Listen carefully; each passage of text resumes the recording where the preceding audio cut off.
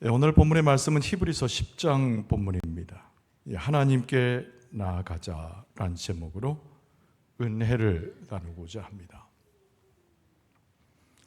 예수님의 부활 승천 이후에 초대교회가 성령의 은혜로 생겨났습니다.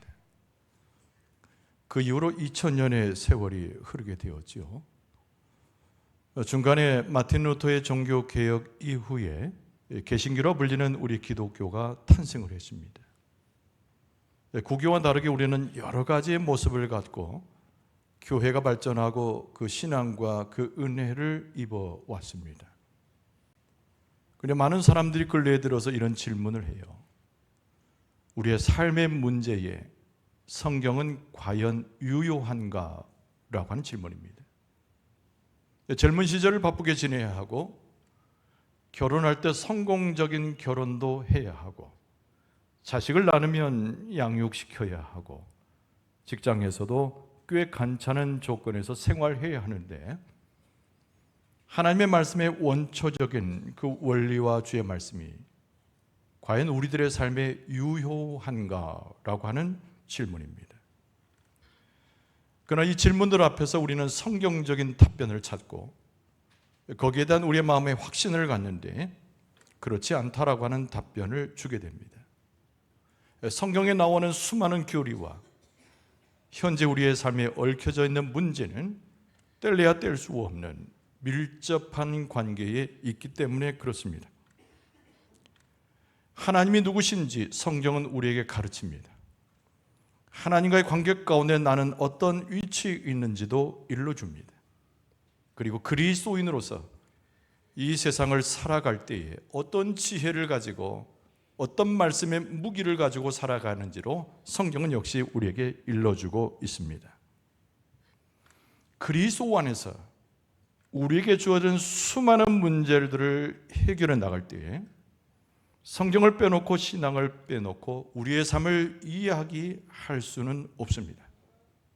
성경의 말씀은 우리의 기초가 되고 성경의 말씀은 실천해야 되는 우리의 삶 자체를 떠받드는 놀라운 능력이 되기 때문에 그렇습니다. 오늘 본문의 말씀 이후에 히브리서의 전체에 나온 매우 중요한 주제가 그리스도께서 우리의 삶에 함께 하실 때 그의 우월성과 그의 능력은 우리의 삶을 인도하기에 조금도 부족함이 없다라고 말씀으로 선포하고 있습니다. 오늘 본문의 말씀을 통해서 히브리서 기자는 무엇을 설명할까요?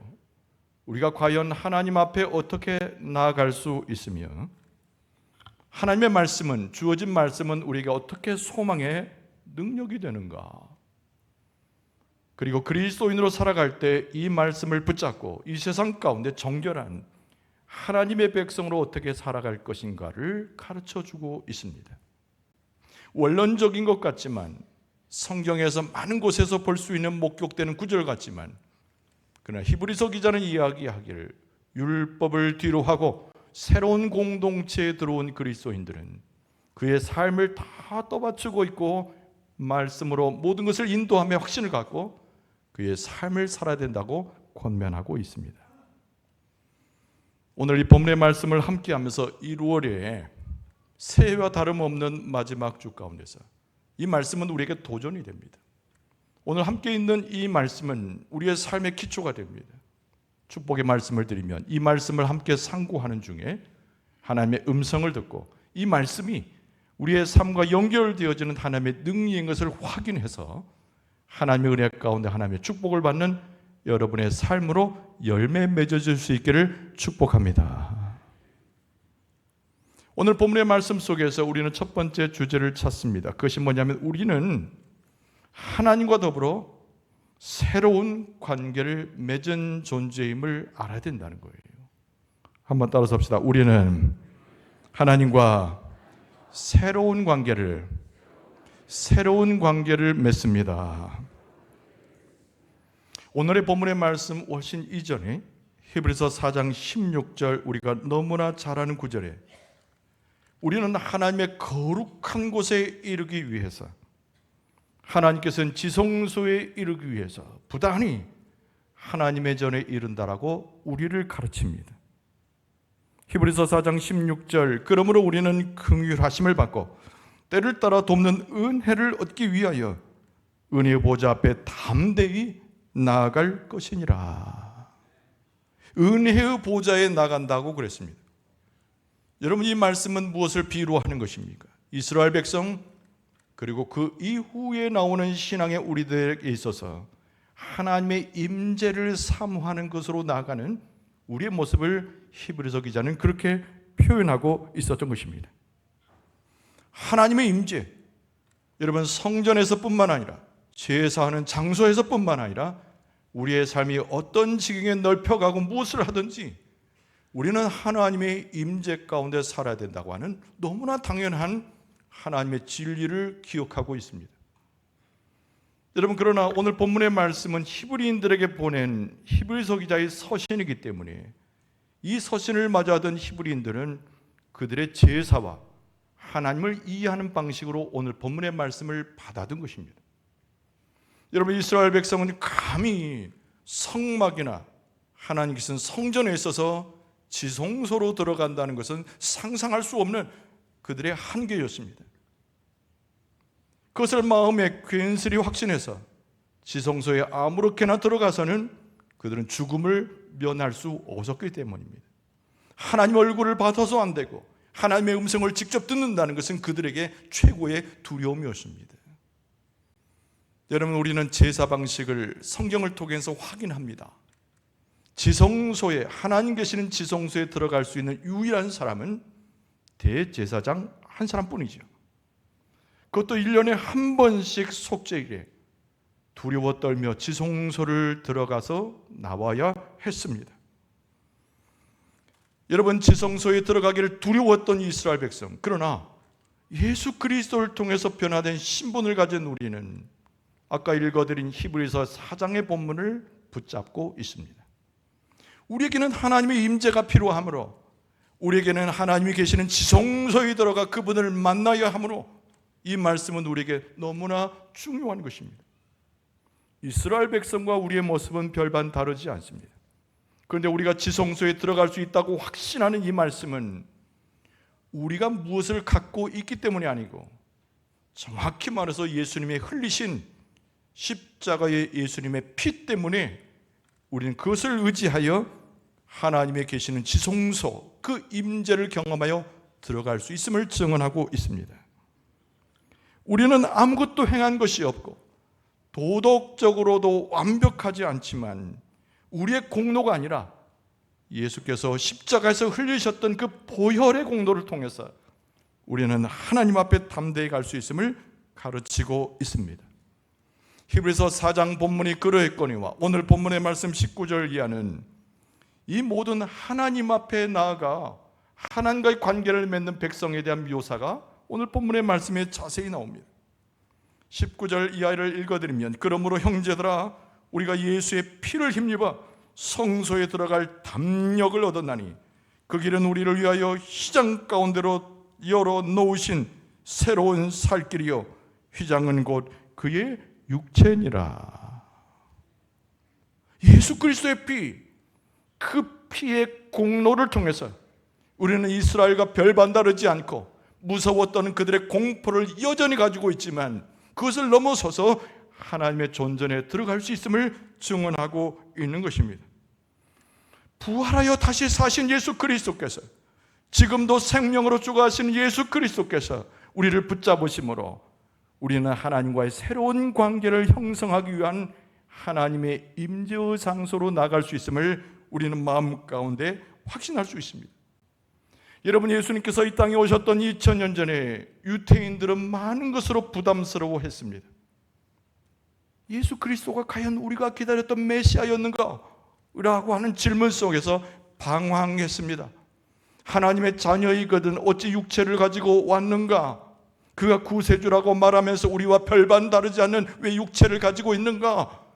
메시아인 것 같으면서 아닌 것 같다라고 하는 생각 속에 그들은 번민 가운데 들어갈 수밖에 없었습니다. 예수님의 육체야말로 성전의 지성소와 성수를 나누고 있었던 일종의 휘장 같은 것으로 유대인들은 받아들여졌습니다. 그래서 오늘 본문의 말씀에도 예수 그리스도의 그 모습 자체가 육체요, 그것이 휘장이라고 언급하고 있는 것입니다. 그러나 여러분, 오늘 본문의 말씀을 잘 봐야 됩니다. 이 말씀은 신약 성경에 기록되고 있는 그리스도인 된 자 중에 히브리인들을 향한 히브리서 기자의 아주 목노한 마음 가운데 철저하여 권면하고 있는 말씀이라는 것입니다.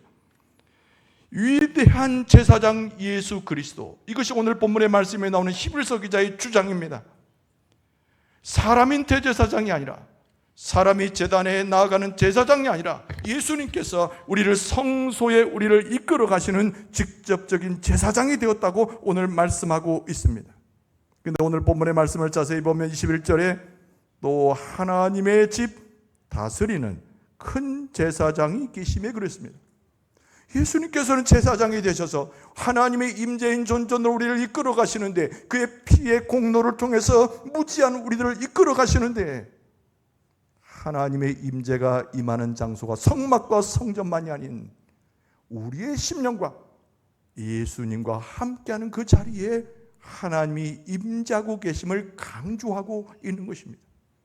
한 사람 한 사람의 심령이 성전이 되고, 한 사람 한 사람이 예수 피의 공로를 통해서 하나님을 만나는 장소가 되고, 주의 공동체 예비하며 주를 높이는 그곳에, 그것이 하나님의 집이란 명령을 받아서 그리스도의 은혜로 하나님의 오심과 임재가 있음을 오늘 본문의 말씀은 강조하고 있습니다. 여러분, 창세기 28장에 보면은 우리가 너무나 잘 아는 한 인물이 등장합니다. 이삭의 아들 야곱입니다. 교활한 사람입니다. 별로 도덕적이지 않은 사람입니다. 허물 많은 사람입니다. 복을 받기에는 너무나 그릇이 작은 사람이었습니다. 그러나 야곱을 불쌍히 여겼던 어머니 리브가와 이삭이 에서의 살기 등득하는 원수를 갚기 위한 그것을 피하여서 삼촌 라반의 집으로 야곱을 보내게 됩니다. 그것이 창세기 28장의 본문의 배경이지요. 야곱이 도망치듯 삼촌 라반의 집으로 가는 길이었습니다. 그 가운데서 꿈을 꾸게 되는데, 그 장소에서 하나님의 임재를 경험하게 되는 것입니다. 야곱이 가는 길에 해가 저물었습니다. 해가 저물었다고 하는 창세기 28장의 이야기는 야곱의 마음이 얼마나 부산스럽고 얼마나 울적하며 불안 가운데 떨고 있는가를 보여주는 그런 표현들입니다. 따뜻했던 집안 이삭과 리브가 부모의 집을 떠났습니다. 형으로부터 미움을 사서 언제 잡히면 죽을지 모릅니다. 젊은 시절 떠나 미래의 약속이 전혀 제시되지 못한 상황 속에 홀로 도망자로 가는 그의 모습은 불안하기 이를 데 없었어요. 야곱이 밤에 꿈을 꾸는데 아까 말씀드린 대로 하나님께서 야곱에게 임재하셨습니다. 그가 꿨던 꿈은 정말의 스스로 절망의 상태에 꾸었던 꿈이 아니라, 슬픔의 꿈이 아니라, 바로 꿈은 하나님을 만나 하나님의 역사를 확인하는 꿈이었습니다. 여러분, 하나님의 임재, 우리의 심령과 모이는 공동체 속에서 경험하게 될 때, 지난 한 해를 돌아보아 새해를 꿈꾸면서도 불안해하는, 우리의 삶이 어떻게 진행될지 전혀 알 수 없어서 떨리는 손을 감출 수 없는 우리의 모습 속에 하나님께서는 그 꿈을 절망에서 소망으로, 넘어짐에서 일으키심으로 새로운 소망과 비전으로 우리와 함께해 주시는 줄로 믿습니다. 여러분, 야곱은 꿈을 꾸고 나서 마음에 자기 자신을 돌아보게 됩니다. 자기 자신의 모습이 얼마나 형편이 없는가를 확인한 거예요. 좋은 옷을 입었던 과거였습니다. 막내 아들로 이쁨을 받았습니다. 그러나 이 광야의 한순간에 자기 자신은 너무나 초라한 거예요. 고독하기 이를 데 없습니다. 아무도 자기를 돌아보지 아니하고 똑똑했던 과거의 모습 자랑할 길이 없습니다. 얼마나 어리석고 연약한 존재인가를 깨달았던 자리, 그것이 야곱이 바로 홀로 광야에 놓여져 있는 그의 모습입니다. 그러나 꿈을 꾸며 그가 본 환상이 있었는데 긴 사닥다리가 나타나는데 천사들이 오르락 내리락 합니다. 여러분, 그 본문을 우리가 너무 잘 알아요. 하나님 앞에 기도를 드리게 됩니다. 무릎 꿇어 그 영광을 보는데 천사들이 내려와서 하나님의 소식을 전해주고 기도하는 야곱의 소리를 들어서 하나님께 계속 전달하는 겁니다. 오르락 내리락 하는 천사의 모습 속에 내가 하나님을 만났구나, 하나님께서 내 기도를 들으시는구나, 하나님의 임재가 과연 이런 것이구나, 야곱의 마음 가운데 깨닫게 된 거예요. 고통과 절망과 자기의 삶에 미련이 있었지만 천사들의 오르락 내리락 하나님의 임재를 보면서 그의 모든 삶이 소망으로 바뀌어지게 되었다는 겁니다. 여러분, 하나님께서 우리에게 눈을 열어서 보이시게 하는데 천사들이 오르락 내리락 사닥다리를 오가면서 우리의 기도를 하나님 앞에 올려드리게 될 때 우리의 삶은 영적인 눈이 떠지고 귀가 열려서 하나님의 영적 세계와 비전을 보게 하실 줄로 믿습니다. 여러분, 우리는 하나님의 음성을 듣고 하나님의 임재를 경험하게 되면 물러설 필요 없는 우리의 삶의 새로운 시대가 열리는 것을 기억할 필요가 있습니다. 죽음의 그늘로 놓여졌던 우리의 삶이었어도, 절망 가운데 있었던 우리의 모습이었어도 새로운 사명을 받게 되고 우리의 삶이 가치로 일어나게 되고 하나님의 손을 붙잡고 일어설 수 있으니 하나님의 음성 가운데 들려주는 그 사명을 통하여 야곱처럼 다시 일어나 그 길이 가시밭길로 예정되어 있더라도 마지막에 승리를 확신하며 하나님의 영광을 위하여 주님을 높여드리게 될 줄로 믿습니다. 여러분, 야곱은 자기 섰던 자리에 이름을 붙입니다.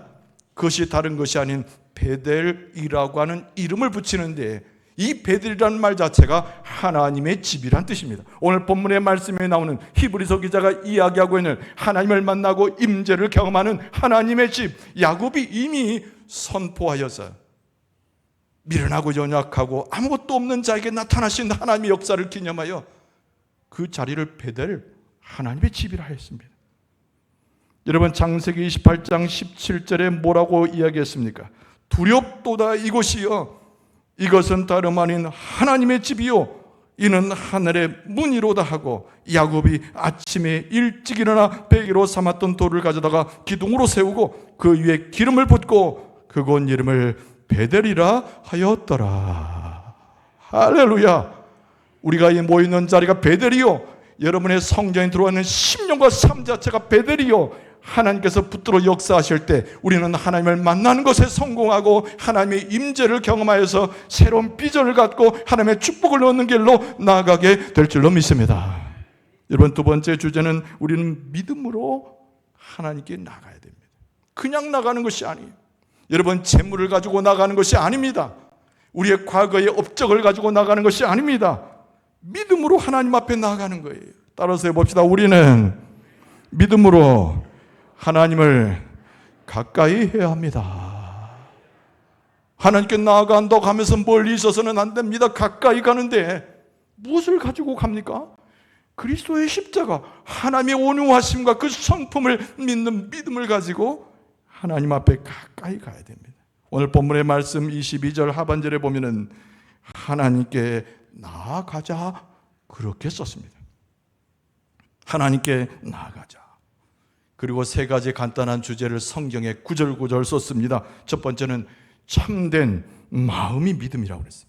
믿음의 온전한 확신이라고 그랬어요. 세 번째는 마치 물두멍에서 손과 온 몸을 씻어냈던 제사장의 모습처럼 우리의 몸을 깨끗한 물로 씻고 하나님 앞에 가까이 나갈 것을 오늘 히브리서 기자는 우리에게 권면합니다. 무엇이라고 얘기했다고요? 참된 마음이라고 그랬습니다. 그것이 믿음이라고 첫 번째 정의를 합니다. 도대체 그 참되다는 기준은 어디서 왔습니까? 우리가 생각하는 도덕적 윤리적인 기준이 아닙니다. 하나님께서 받으실 만한, 하나님께서 합당히 여기시는 하나님의 기준으로 보는 참된 마음이지요. 그래서 22절 하반절에 보면 참 마음, 뒷부분에 보면 그 마음으로 하나님께 나아가자. 우리의 모든 생각이 하나님께 나가는 동기가 도대체 무엇입니까? 육신의 생명을 얻고자 그런 겁니까? 더 많은 것으로 부유하기 위해서 가는 것입니까? 참된 마음이라고 하는 것은 다른 것이 아니라 우리 가운데 오신 예수 그리스도의 그 십자가 앞에 철저히 복종하고자 하는 참된 마음을 말씀합니다. 고린도 후서 10장 5절 하반절에 보면은 모든 생각을 사로잡아 그리스도에게 복종하게 하니 그랬습니다. 참된 마음, 하나님이 인정하신 참된 마음, 그것이 믿음인데 예수 그리스도에게 복종하고 하나님의 뜻을 따라가고 성령의 인도하심 가운데 나의 모든 것을 내어주는 그런 마음을 말씀하고 있습니다. 여러분, 우리가 갖는 신앙을 우리는 흔히 기독교 신앙이라고 이야기합니다. 다른 종교와 차별적인 것이죠. 예수 그리스도의 십자가로 변화되어야 됩니다. 성령의 역사를 통하여 과거의 구습으로 쫓아가지 아니하고 새로운 피조물로 거듭나는 것이에요. 그것이 우리의 믿는 믿음의 신앙의 핵심입니다. 우리가 하나님 앞에 나아갈 때 참된 마음으로 진실하게 하나님 앞에 나아가지 못하면 우리 자신을 속이고 하나님을 속이는 것입니다. 그러나 참된 마음의 신실성을 갖게 되면 하나님 앞에 나아가되 강하고 담대해질 수 있는 믿음의 능력을 받을 수 있는 것입니다. 여러분, 믿음의 온전함을 오늘 말씀에서 또 강조합니다. 그 믿음은 믿음이로되 큰 믿음이죠. 온전한 것이라고 그랬습니다. 그래서 22절 하반절에 보면은 온전한 믿음으로 하나님께 나아가자 그랬습니다. 도대체 온전한 믿음이 무엇입니까? 여러분, 믿음은 생각에 머무는 것이 아니고 우리의 삶 속에 드러나는 것이기 때문에 온전한 믿음이라고 하는 것은 믿음으로 행하는 것입니다. 그래서 골로새서 2장 6절에 보면은 너희가 그리스도 예수를 주로 받았으니 그 안에서 행할 것을 말씀하고 있습니다. 여러분, 온전한 믿음이 무엇입니까? 하나님께 기쁨을 드려야 되는 것이에요. 히브리서 11장 6절에 믿음이 없이는 하나님을 기쁘시게 하지 못하나니 그랬습니다. 하나님을 기쁘게 하는 것이 유일하게 온전한 믿음인데 바꿔 이야기하면 온전한 믿음이 됐을 때 하나님을 기쁘시게 한다는 거예요. 온전한 믿음이 무엇입니까? 예수 그리스도를 통해서 우리가 구원을 확증하여 구원받은 백성으로 주 앞에 서는 것인 줄로 믿습니다. 여러분, 에베소 2장 8절을 보세요. 너희는 그 은혜에 의하여 믿음으로 말미암아 구원을 받았나니 이것은 너에게 난 것이 아니요 하나님의 선물이라. 여러분, 우리의 신앙은 예수 그리스도의 십자가를 믿는 신앙으로 온전해질 수 있습니다. 우리가 온전한 것이 아니에요. 우리는 항상 부족합니다. 오늘 또 잘못했습니다. 내일 또 틀림없이 엉뚱한 생각을 하게 될 것입니다. 그러나 예수 그리스도의 십자가를 철저히 믿는 그 믿음이 우리로 하여금 믿는 자가 되고 구원받은 자가 되고 하나님을 기쁘시게 하는 자가 되고 온전한 믿음으로 주 앞에 나가는 자의 모습이 된다는 것이. 여러분, 우리는 여러 가지의 삶들을 삽니다. 한 사람 한 사람이 그 종류만큼 사람의 수만큼 여러 가지의 삶을 살아가는데 공통적으로 어려움을 겪고 시련을 겪습니다. 그러나 여러분, 예수 그리스도는 저 멀리서 우리를 아무 관심 없는 그런 분이 아니고 우리를 위해서 고난과 죽음을 마다하지 않고 십자가를 지신 예수님께서 내 삶을 찾아오셔서 고난도 극복하게 하시고 상처도 치료하여 주시고 그 신실하신 하나님의 은혜 가운데서 우리를 붙들어 주심으로 하나님의 신실성과 하나님의 축복을 증명하여 주실 줄로 믿습니다. 계속적으로 경험해야 됩니다. 어제 한번 경험한 것으로 멈추지 말고 오늘 또 경험하고 내일 또 경험하고 주님 나라 갈 때까지 계속 경험해야 됩니다. 그것이 하나님 앞에 가까이 가는 거예요. 그것이 하나님의 백성으로 그리스도 앞에 세워지는 겁니다. 여러분, 하나님께서 그런 은총을 우리에게 부어주실 줄로 믿습니다. 여러분, 무엇보다 중요한 것은 아까 비유로 얘기했지만 제사장이 하나님 앞에 갈 때는 물두멍에 가서 벌벌 떨면서 손을 씻고 몸을 씻는 거예요. 마찬가지입니다. 오늘 본문의 말씀, 하나님께 가까이 가려면 우리도 그 모습을 취해야 되는데 22절 상반절에 우리가 마음의 뿌림을 받아 악한 양심으로부터 벗어나고 몸은 맑은 물로 씻음을 받았으니, 마치 세례식을 연상케 합니다. 하나님이 가장 기뻐하시는 우리의 모습은 하나님의 거룩을 배워 우리의 심령이 순결함을 갖는 거예요. 하나님 앞에 가까이 갈수록 우리의 순결과 정결은 어떻게 가능합니까? 자기의 죄를 다 뉘우치는 방법 외에는 우리가 순결해지고 정결해질 수 있는 방법이 하나도 없습니다. 그리고 그것을 회개하여 자복했거든 하나님도 잊어버리시는데 우리의 구습으로 돌아가지 말고 그 모든 죄들을 우리 안에서 다 물리쳐 버릴 수 있어야 됩니다. 하나님께 가까이 갖는다는 것이 무엇일까요? 다른 어원적으로 보면은 하나님을 계속 열망을 가지고 찾아가는 것입니다. 우리 육신적 한계 때문에 영이신 하나님을 어떻게 대번에 만납니까? 계속되는 열심과 열정으로 하나님을 찾아가는 것입니다. 그 찾아간다는 뜻의 의미는 무엇이냐면 어원적인 의미가 발로 밟다 그런 얘기예요. 가만히 앉아서 찾는 것이 아니라 동분서주면 열심히 찾는 거예요. 그래서 가는 바다 발자국이 남고 그 길이 굳어집니다. 그 길은 무슨 길일까요? 헛되이 딱딱해진 길이 아니고 실패한 길이 아니고 하나님을 만나 하나님과 연결되는 생명의 길이 바로 그 길인 줄로 믿습니다. 우리는 함께 예배하지만 한 홀로 내가 있을 때 하나님과 단둘이서 함께하는 모습을 계속 가져야 되는 거예요. 그 하나님께 가까이 가요. 하나님을 찾아야 됩니다. 내가 찾고 열망하는 가운데 그 길이 딱딱해져서 그 길이 생명의 길로 변화될 때까지 하나님 앞에 계속 나가야 되는 거예요. 여러분, 하나님께 가까이 가는 것이 우리의 삶에 있어서 최고의 우선순위가 될 줄로 믿습니다. 그래서 오늘 본문의 말씀에 딱 붙이기를 우리는 바로 믿음의 도리의 소망을 흔들림 없이 붙잡을 것을 말씀으로 덧붙이고 있습니다. 23절에 보면 또 약속하신 이는 믿으시니 우리가 믿는 도리의 소망을 움직이지 말며 굳게 잡으라고 말씀하고 있습니다. 여러분, 항상 의식적으로 기억하세요. 예수 그리스도의 십자가로 내가 구원받았음을 항상 기억하세요. 예수 그리스도를 통해서 나는 아무것도 할 수 없는 회개가 가능하고 예수님처럼 정결케 되었다는 것을 계속 의식적으로 기억하세요. 여러분, 우리의 삶 자체는 사탄의 공승권제 잡은 자가 계속 우리를 유혹해오는 상황입니다.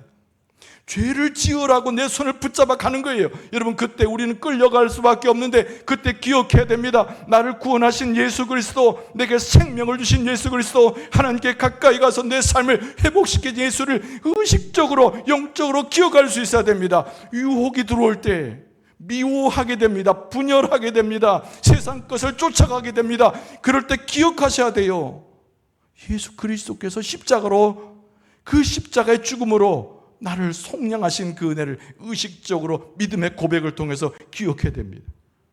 그 믿는 도리에 소망을 움직이지 말고 붙잡게 될 때 하나님 앞에 가까이 가는 것에 성공할 뿐만 아니라 내 삶의 형편이 어떠하든지 어떤 부조리와 어떤 어려움과 어떤 고난이 있든지 해결하시고 회복하시는 하나님의 은총을 체험하게 될 줄로 믿습니다. 그러면서 오늘 마지막으로 무슨 말씀을 붙입니까? 24절에 서로 돌아보아 그랬어요. 서로 돌아보아라는 거예요. 혼자 가지 말고 교회에서 서로 돌아보라는 거예요. 이 돌아본다는 말은 서로에 대해서 면밀히 생각하는 것을 말씀합니다.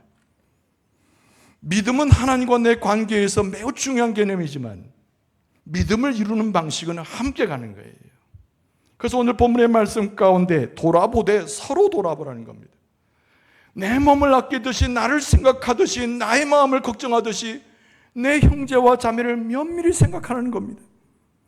그리고 나서 사랑과 선행을 격려하라고 말씀을 붙이고 있습니다. 권면하는 것이죠. 하나님의 사랑, 그 사랑이 이루어지는 선행, 그것을 통해서 서로 권면하고 격려하라는 것입니다. 오늘 우리가 예배 가운데 만나서 무엇을 갖습니까? 하나님의 말씀으로 함께하면서 말씀 속에는 하나님을 발견하게 되죠. 그런데 예배 마치고 돌아가면 그것으로 끝나는 것이 아닙니다.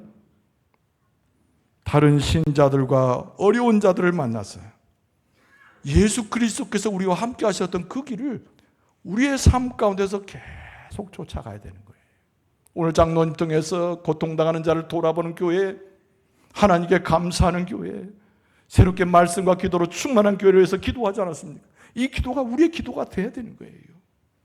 우리의 모든 삶 속에서 서로를 돌아보고 격려하는 속에서 예수 그리스도의 놀라우신 은혜가 나타나고 그리스도께서 우리와 함께 하셨던 그 역사를 우리 가운데 재현해내는 것입니다. 그것이야말로 하나님의 축복을 받을 수 있고, 그것이야말로 하나님께 가는 데 성공하고 모든 우리의 삶의 기초가 되는 하나님의 권세와 의를 덧입게 되는 줄로 믿습니다. 우리 사랑하는 성도 여러분, 말씀을 정리합니다. 우리의 삶은 영광스러운 삶입니다.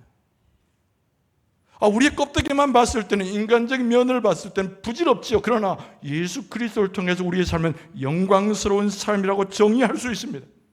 근데 보다 중요한 것은 하나님과 잇대어 살아가는 영광스러운 삶이 실제 우리의 삶 속에서 실천될 수 있어야 된다는 겁니다.